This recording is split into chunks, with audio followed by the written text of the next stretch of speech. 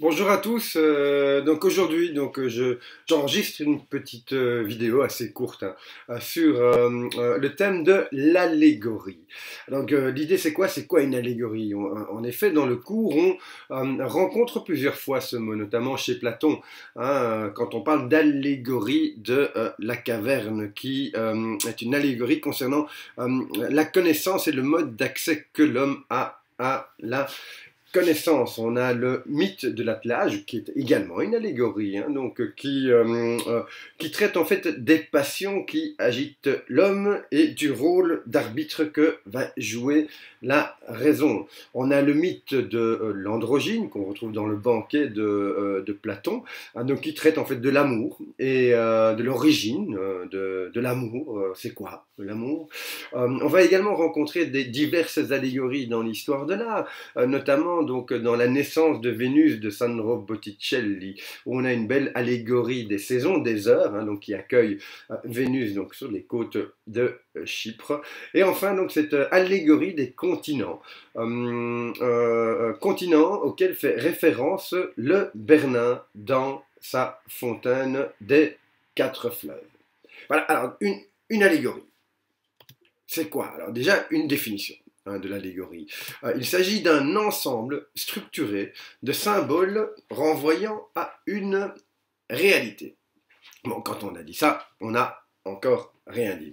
Illustrons ça.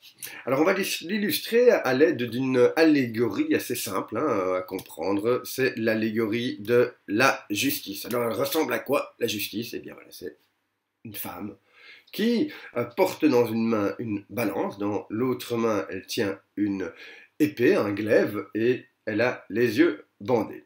Déjà commençons par cette idée de personnification, effectivement. Donc c'est quoi? La justice serait une femme.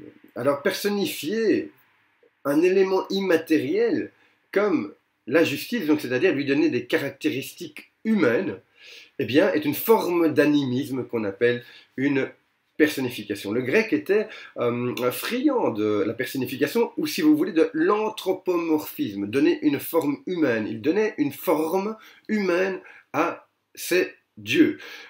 Les dieux qui ressemblaient à des hommes, tant physiquement que au niveau de leur caractère, leur mode de vie. Alors donc on peut rencontrer des personnifications assez classiques. Donc par exemple quand on dit les murs ont des oreilles, donc c'est un élément matériel ici, un mur qui pourrait entendre. Donc on donne des caractéristiques humaines au mur. Ou alors cette belle personnification qu'on a déjà rencontrée chez François de Malherbe dans Consolation à Monsieur Dupérier.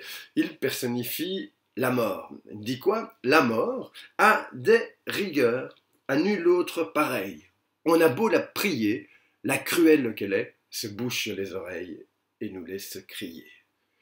Voilà, donc deux caractéristiques, au moins deux caractéristiques humaines, donc qu'elle pourrait entendre et se boucher les oreilles, mais également cette cruauté qui est une passion typiquement humaine. Donc voilà, donc on personnifie la justice probablement parce que le dieu grec considérait que la justice était Thémis, donc une femme enfin une divinité femme, donc qui est considérée comme la fille une des filles de Gaïa et d'Ouranos. Ça on en a déjà parlé un petit peu. Donc voilà, alors elle est représentée comment? Eh bien, avec des attributs. Des attributs que nous on va appeler des symboles.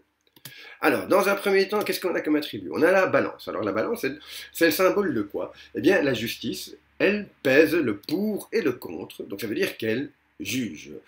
Elle tient dans son autre main une épée, un glaive, et ce glaive donc symbolise quoi? Eh bien que la justice tranche, elle prend des décisions. Et enfin, ce dernier symbole qu'est le bandeau. Ce bandeau, en fait, symbolise que la justice est impartiale. Donc ça veut dire qu'elle ne tient pas compte des caractéristiques individuelles des individus qu'elle doit juger. Donc voilà. trois symboles, donc, qu'on va retrouver dans la justice. Alors, réalisons notre petite opération. Donc, une allégorie, on reprend la définition, un ensemble structuré de symboles renvoyant à une réalité.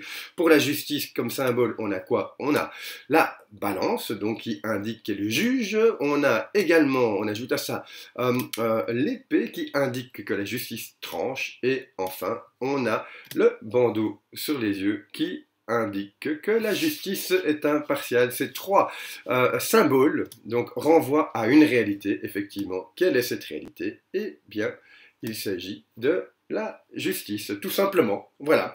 Ce cours sur l'allégorie est terminé. J'espère que c'est clair, que vous avez bien compris. Et on va retrouver ces éléments à diverses reprises dans les matières que nous aborderons.